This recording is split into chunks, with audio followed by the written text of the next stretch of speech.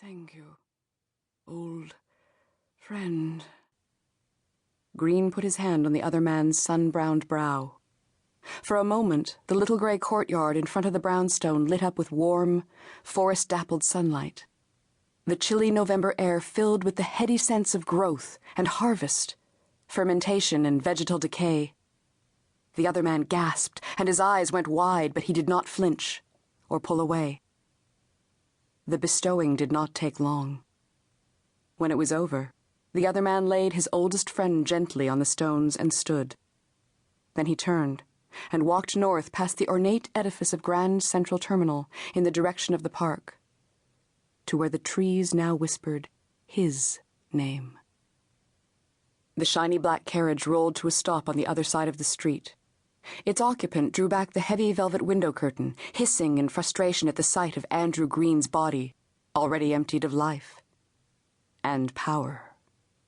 The passenger knocked on the roof of the carriage.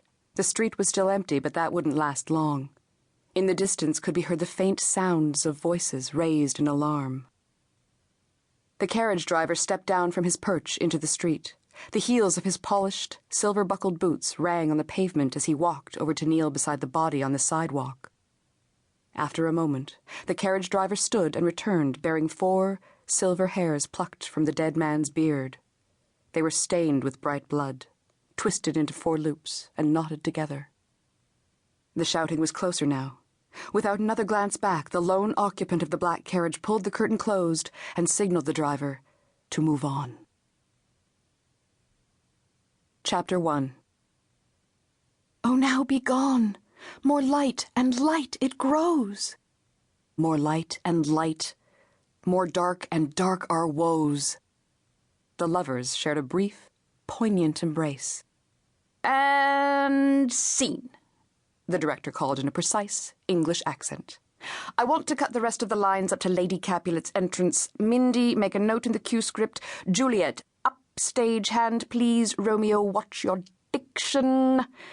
He checked his watch. It's 10 o'clock, so we're done. We'll pick it up here next rehearsal, people. Check the call time on the notice board and don't be late. I'll have notes for you all before we start, so don't think you've gotten off easy. Now go home and look at your scripts. Kelley Winslow packed up her gear and hung up her rehearsal skirt on the back of her dressing-room door. Good night, everybody, she called out, as she slung her purse across her body and headed toward the stage door of the Avalon Grand Theatre. Night, kiddo. Gentleman Jack Savage smiled at her from the doorway to the green room. The veteran actor raised his cup of coffee in salute. Hell of a job tonight. Your balcony scene's gonna knock their socks off, Juliet. Shoes, maybe, Quentin, the director, said dryly as he rounded the corner from the backstage area. I'll reserve judgment on any sock-knocking until such occasion as you remember that quarter turn upstage when your nurse calls. And put little passion into the snogging, He's Romeo, for heaven's sake, not some distant relation your great-auntie forced you to kiss at a wedding. I'll work on that cue. Kelley stifled a laugh as Alec Oakland, Romeo, made kissy faces at her just out of the director's line of sight. He disappeared into his dressing room before Quentin could find him to berate his performance. Yes, well, you've only got 3 weeks. Quentin sniffed. I suppose miracles could happen. From anyone else, the criticism might have stung, but coming from Quentin St. John Smythe, that comment was pretty much the equivalent of a 4-star review in the Times. You need me to get one of the boys to walk you home? Jack asked, smiling at Kelley with fatherly affection. I'm sure Alec wouldn't mind. Nope, I'm good. Kelley gave the older actor a hug and shouldered the heavy oak door open. See ya. Be careful out there, Kelley.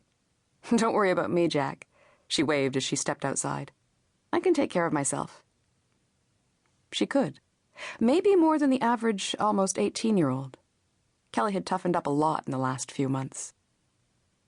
As the stage door closed behind her, Kelley stood for a moment on the stone steps, staring up at the darkened silhouette of the old church that had been converted into the Avalon Grand Theatre. What to do with the rest of the evening, she wondered. She'd planned to avoid going near the park, just as usual. But the April evening was intoxicating, a perfect night to take in the delights of early spring flowers.